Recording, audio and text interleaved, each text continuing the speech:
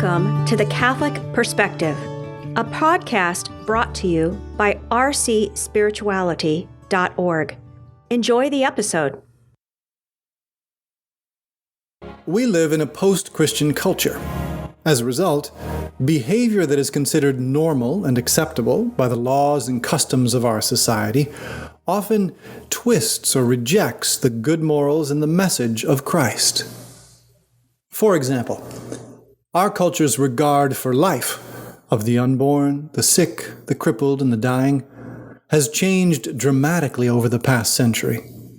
We have seen a move from believing in the dignity and preservation of life to a choice for death. Mothers may determine when an unborn baby may live or die. Relatives may choose the same for a sick member of the family.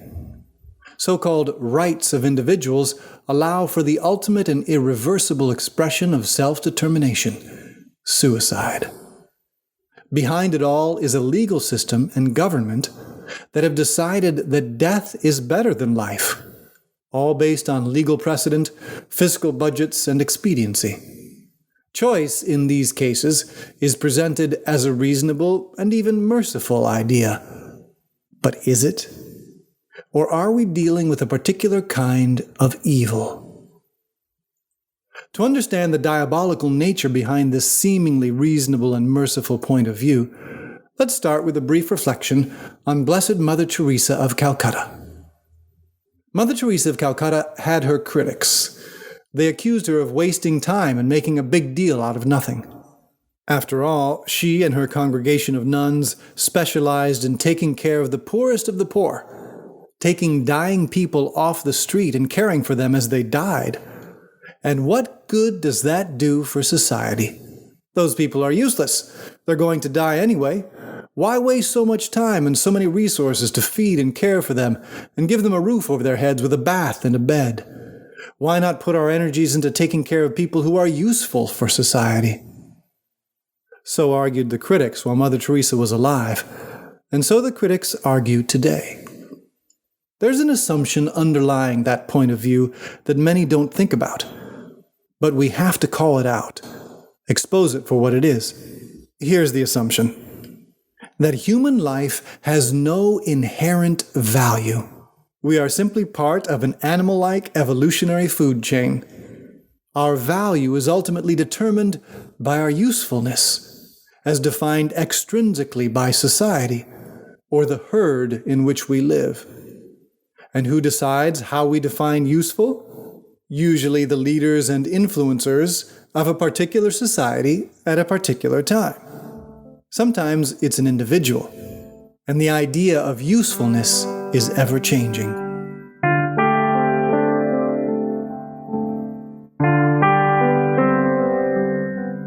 The Law of the Jungle. Might makes right. So, if we bring the assumption that human life has no intrinsic value, apart from its practical usefulness, then the logical conclusion can lead to these kinds of scenarios.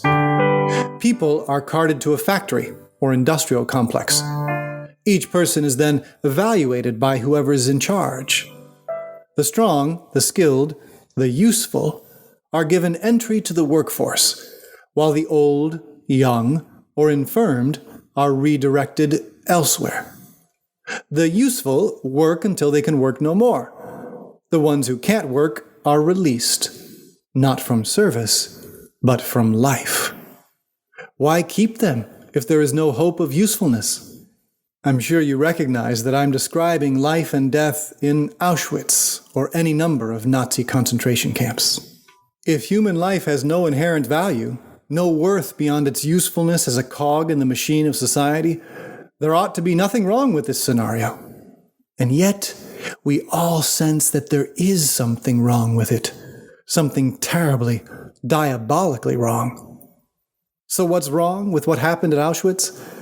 Some philosophers will argue that what's wrong with it is simply the violation of freedom. Those people on the train should have been given the freedom to make the choice themselves. They should have been given a chance to choose whether or not their life was worth living. But the logical consequence of this view is the same as a group or a culture making the decision about the value of life. We've only traded the group for the individual, and we've introduced the same flawed thinking. For example, the Nazi officer in charge of the factory has determined that his own life is more valuable than the life of the Jewish rabbi standing in front of him. And so, from the officer's perspective, there is nothing wrong with ending that rabbi's life. The rabbi may disagree. He may argue that the value of being a rabbi is equal to, or even greater, than being a Nazi officer. Who's right if there's no objective standard by which to resolve the conflict? The answer, we know from history, is that power determined the answer. Humanity was reduced to the law of the jungle. The physically stronger imposed his will on the weak. Might makes right, as the old saying goes. Can we go a step further? What about an individual who has determined that his own usefulness has ended? He's old or infirmed. He can't function the way he used to. He's a burden, or life itself feels like a burden because it isn't what it was. The quality of his existence isn't what he would prefer. Or we could go one step further than that. An individual is suffering, in great pain from an illness, and she wants to put an end to it. That should be her choice, right? In many ways, all three examples come from the same utilitarian idea. The value of life is determined by function, a changeable standard of extrinsic usefulness that may be based on work or the conditions surrounding us, wealth, comfort, pleasure, convenience, or even a vague sense of personal desire or worth. She wants to die with dignity. Whatever the reasons, you can be sure it's not an unchanging standard based on an objective truth. Auschwitz, whether it's built by a group or an individual, is the logical result.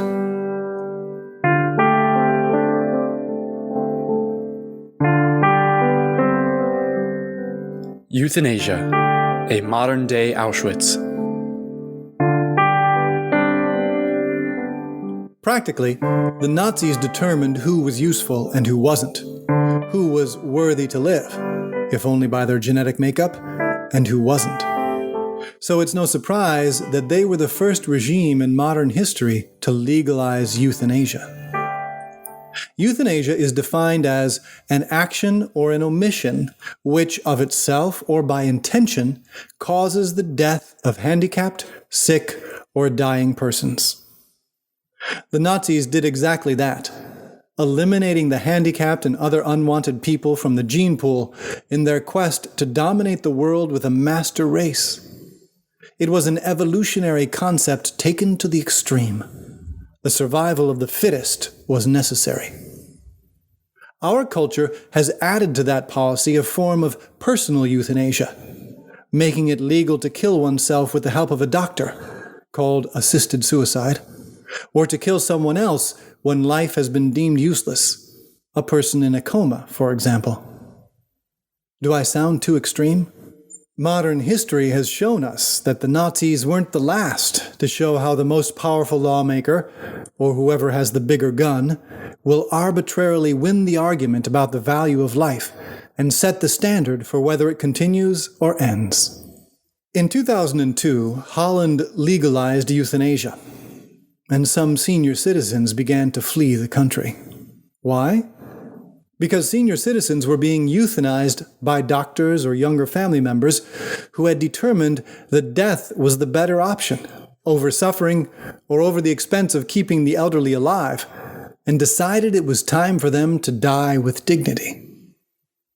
Human nature, when given license, will often default to expediency and convenience.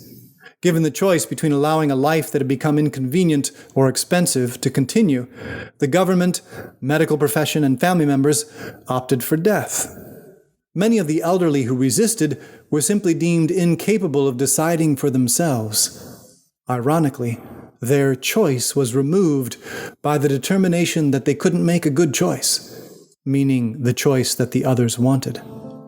No wonder, then, that there was an exodus of senior citizens from Holland.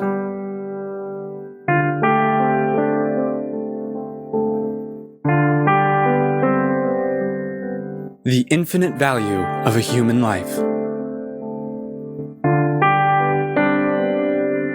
Human life does not derive its value from some random, changing, extrinsic determination. Human life has inherent value, because every human being, simply by virtue of being human, is created and loved by God and called to live in personal communion with God. That is why human beings have any rights at all, not because we have decided it, but because our Creator has. We have rights, but rocks, spiders, and squirrels really don't. You could argue that just as our rights are God-given, any right given to rocks, spiders, or squirrels is actually given by humans. Every human being, regardless of age, gender, size, or health, has the same God-given rights as every other human being because they are human, because they are created by God and are called to eternal personal communion with God. This has always been the teaching of the Catholic Church. Here's how the Catechism summarizes it. Human life is sacred because from its beginning it involves the creative action of God, and it remains forever in a special relationship with the Creator, who is its sole end.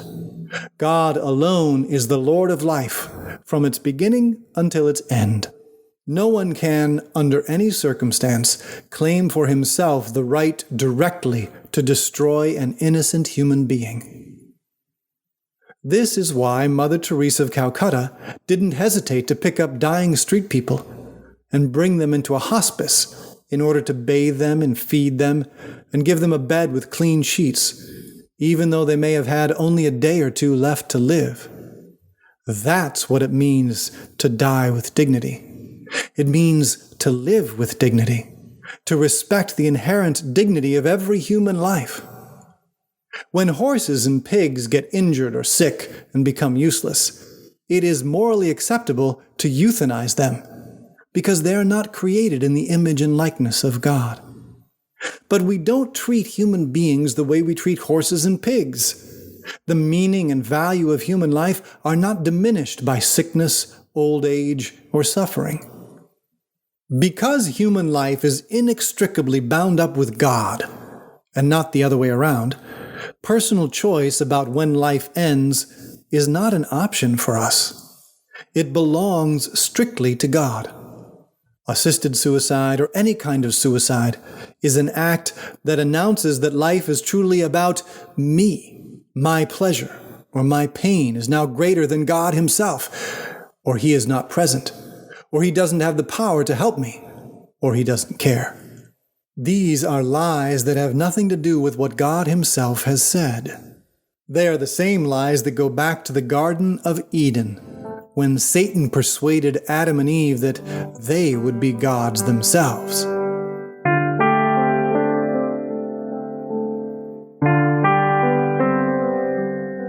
Discerning ordinary and extraordinary medical treatment.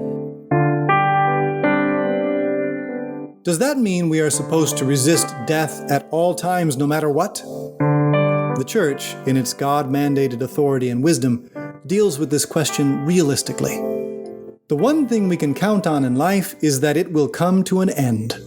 We all die sooner or later. While we are not meant to promote death, there are circumstances where we are not morally obligated to resist death. For example, martyrs to the faith did not resist death when given a choice to live if they renounced Christ. Or, in another example, the Church has spoken about certain medical circumstances. The Catechism says this: discontinuing medical procedures that are burdensome, dangerous, extraordinary, or disproportionate to the expected outcome can be legitimate. It is the refusal of overzealous treatment. Here, one does not will to cause death. One's inability to impede it is merely accepted. At the same time, however, we are obligated always to supply basic health needs like nutrition, hydration, bed rest, hygiene, and an environment conducive to life. The Catechism continues, even if death is thought imminent, the ordinary care owed to a sick person cannot be legitimately interrupted. 3 criteria are generally used to determine if a particular medical procedure is ordinary or extraordinary. If it offers a particular patient in a particular circumstance reasonable hope of benefit, without involving a serious danger of death or excessive pain, hardship, or burden, it would probably be considered an ordinary means of health care, and so we would be morally obligated to use it. If there is no reasonable hope of benefit, or if it involves a serious danger of death or an excessive burden, it is probably extraordinary, so there is no obligation to use it. These criteria have to be applied case by case. One moral theologian gives a concrete example to illustrate this point.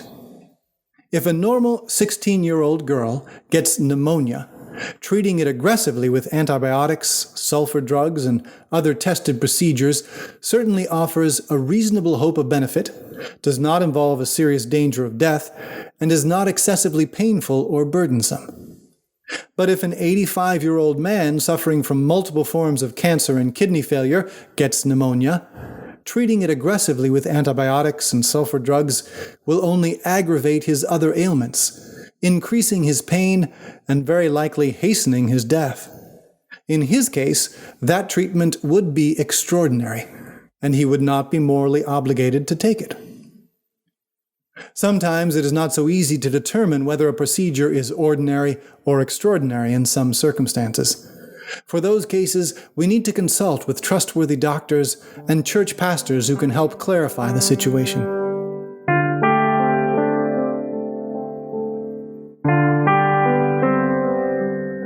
Conclusion. When man plays God. In every case, however, the principle remains the same. Every human life is a mysterious and wonderful gift from God. Its value depends not on some arbitrary standard of usefulness imposed from the outside, but on the mere fact of its being human. Any society that legalizes euthanasia or assisted suicide is denying that truth. It is taking upon itself the terrible responsibility of saying that some human lives are more valuable than others. It is usurping the role of God, which, in the end, leads to injustice and destruction. As one modern Catholic philosopher has put it, to be or not to be, that is indeed the question, and for the Christian, the answer is a resounding to be. You have been listening to The Catholic Perspective, a resource from rcspirituality.org. Please visit our website and check out more great resources to help you pray, learn, grow, and go. Please join our team of digital missionaries by subscribing at rcspirituality.org.